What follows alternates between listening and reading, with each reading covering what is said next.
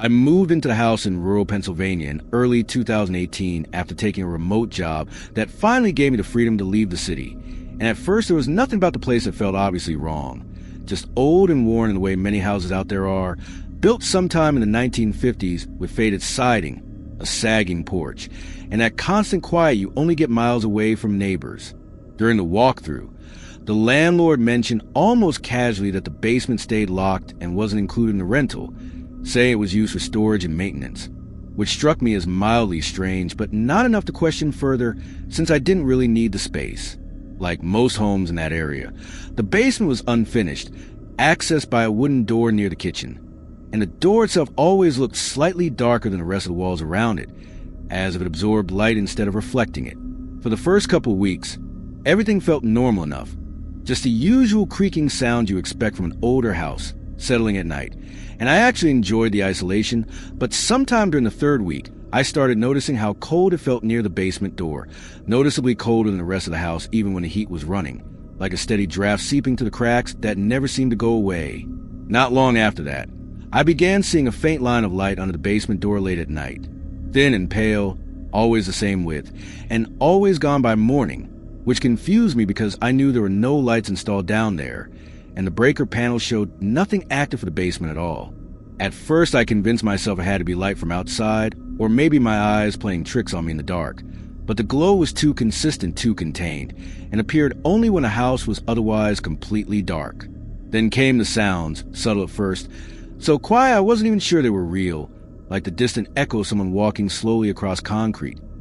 each step dragging slightly, as if whoever was didn't want to lift their feet all the way off the ground. The strange thing was the rhythm, because it wasn't random pacing, but a repeated path, the same number of steps every time, always starting somewhere beneath the living room and ending directly under my bedroom,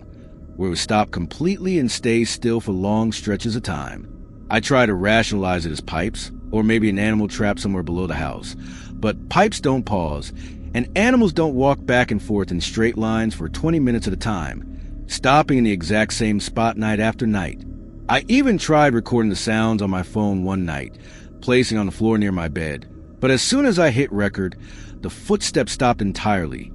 leaving nothing but silence, only to start up again a few minutes after I turned the phone off, which was the first moment I felt something deeper than curiosity. By the fourth week, the sounds had become routine, almost scheduled,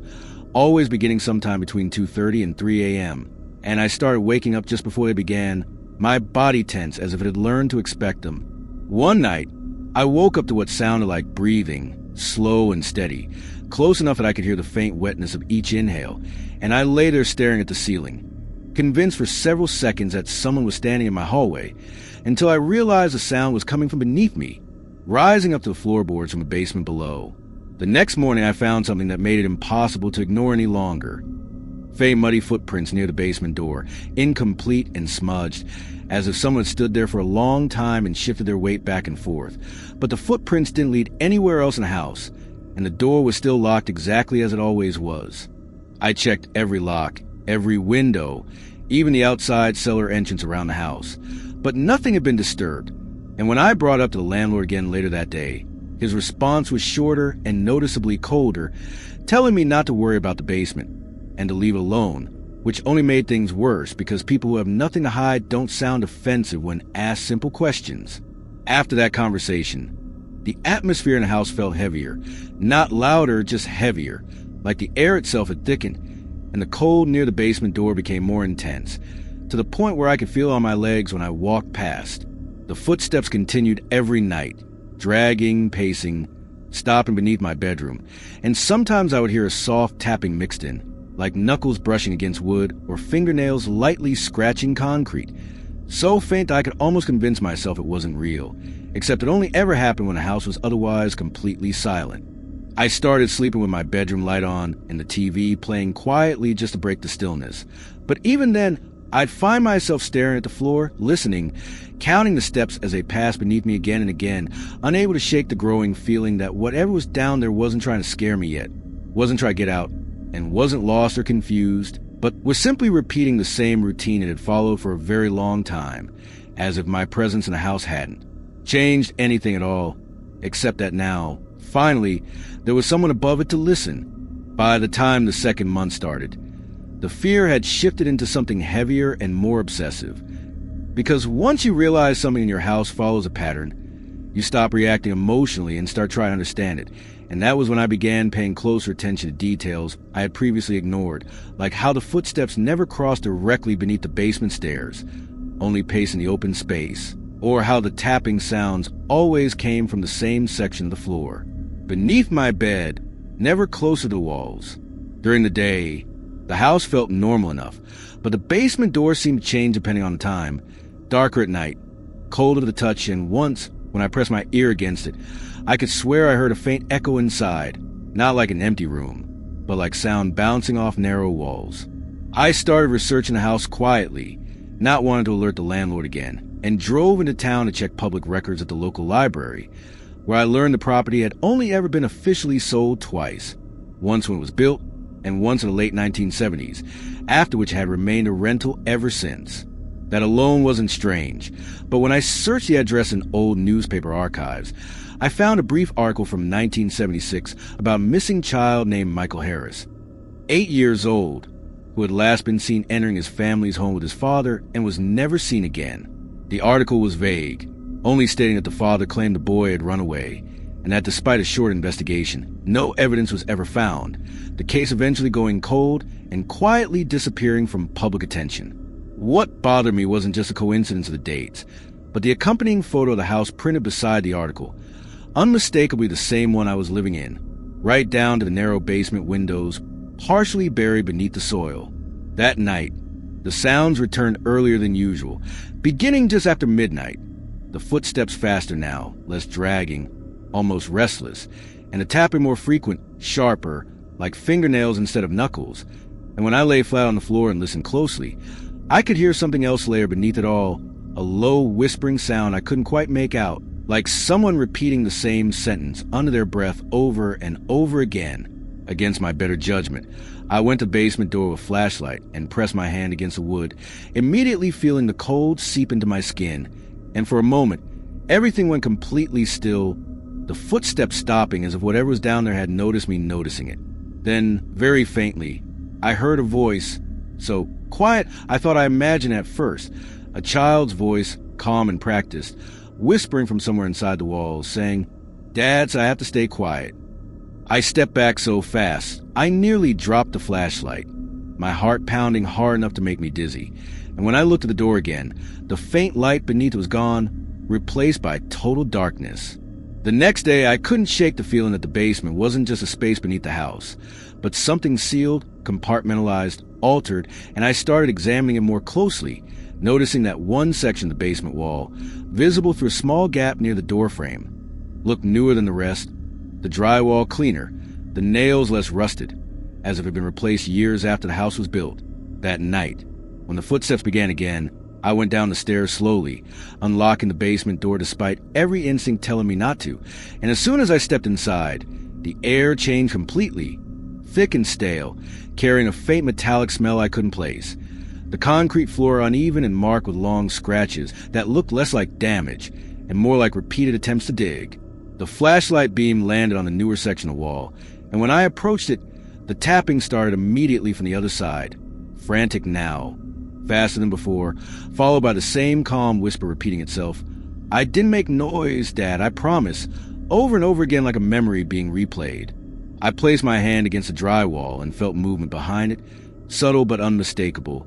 and that was when I realized the haunting wasn't random at all, but localized, contained, focused on this one sealed section of the basement, as if the rest of the space was just a shell built around it. I stumbled back up the stairs and locked the door, spending the rest of the night awake, sitting on my bed with the lights on, listening as the footsteps resumed their pacing beneath me, slower again now, almost patient. And in that moment, I understood something that terrified me more than the idea of a ghost, which was that whatever remained of that child wasn't trapped because it was lost or confused, but because it had been trained to stay hidden, conditioned into silence for so long that, even now, decades later, it only made noise when it thought no one was listening. When morning finally came, I noticed new marks on the basement door, then scratches near the handle, shallow but fresh, and for the first time since moving in, I felt certain that the basement wasn't just remembering something terrible that happened there, but actively reliving it every single night, repeating the same routine it had learned long before I ever moved in, waiting not for help, but for permission to be acknowledged. By the time the third month rolled around, I had reached a point where fear wasn't even the right word anymore. It had morphed into a constant, heavy tension that clung to my chest and made even daylight feel fragile, because I knew, without a shadow of a doubt, that the basement wasn't empty, and every sound I'd heard, every tap, every whisper, every step had been evidence of something that had learned how to exist in silence and shadows for decades. Something that didn't move like a normal person, didn't act like a normal presence, but followed a routine so precise that even my living in the house seemed to become part of it, like it had accounted for me from the moment I crossed the threshold. And I began to notice other things during the day that I had ignored before. The small dents in the floorboards where something had been kneeling for hours, the faint gouges in the wood near the corners where the scratches seemed to start and end, and the subtle differences in air, pressure near the basement door that made it feel as if I were pressing my hand against something living just on the other side. One afternoon, I decided I couldn't take it anymore, and I went back to the library to dig deeper into the house's history,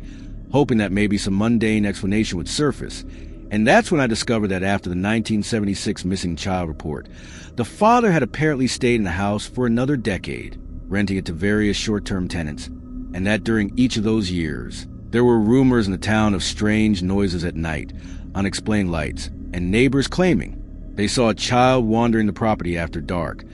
always just for a moment, always vanishing before anyone could get close. There was no official investigation, no arrests, just whispers in the paper and town gossip, which explained why my landlord had been so cagey and evasive when I mentioned the basement, because the history wasn't something you reported publicly. No one wanted that place associated with disappearances, with trauma, with the unknown that refused to go away. That night, the footsteps returned earlier than usual, dragging now, slower, deliberate, almost like a countdown. And the whispering started again, the same calm, childlike voice repeating lines I couldn't fully understand, but the tone was unnervingly familiar, like a memory I should have known, which sent a cold chill crawling down my spine, because I realized in that moment that the haunting wasn't just in the basement. It was connected to anyone who had lived there after, anyone who had opened that door, anyone who had noticed, anyone who had tried to ignore it. And I felt a sudden, deep dread that I was no longer just a witness, but a participant in its routine. I unlocked the basement door one last time, flashlight trembling in my hand, heart hammering as I descended slowly, each step echoing unnaturally, and the air changed the moment I crossed the threshold, thick and metallic, carrying the faintest hint of decay mixed with dust,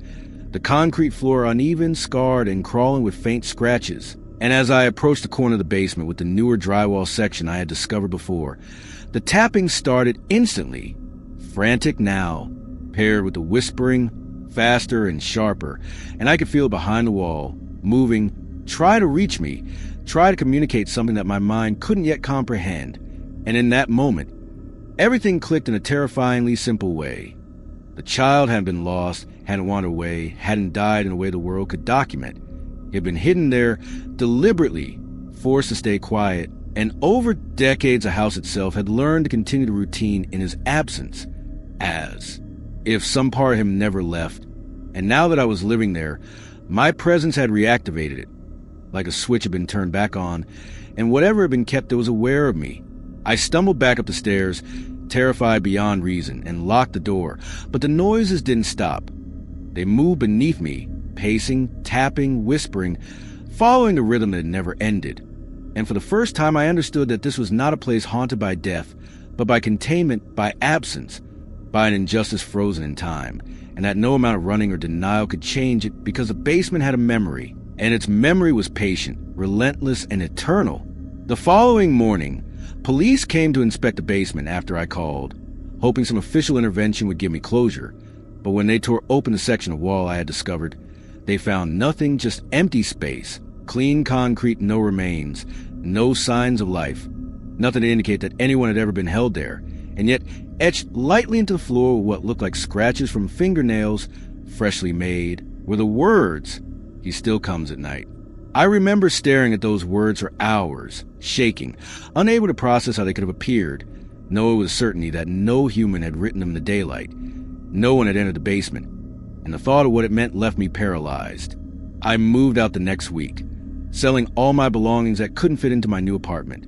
But even now, years later, I wake up sometimes between 2:30 and 3 a.m., heart racing, and I hear faint footsteps outside my bedroom door, soft dragging noises that pause as if counting, and sometimes a whisper that is almost my own voice, repeating something I can't quite catch. And I have learned to never ignore the sound of basement door, never take silence for granted, and never convince myself that an empty room is truly empty, because what happened in that house didn't end when I left, and it never will. And I know now that anyone who walks into a basement like that, unaware of the history, becomes part of it, becomes participant in the routine, a witness to something that doesn't sleep, and that waits quietly, meticulously, eternally at the bottom of the stairs.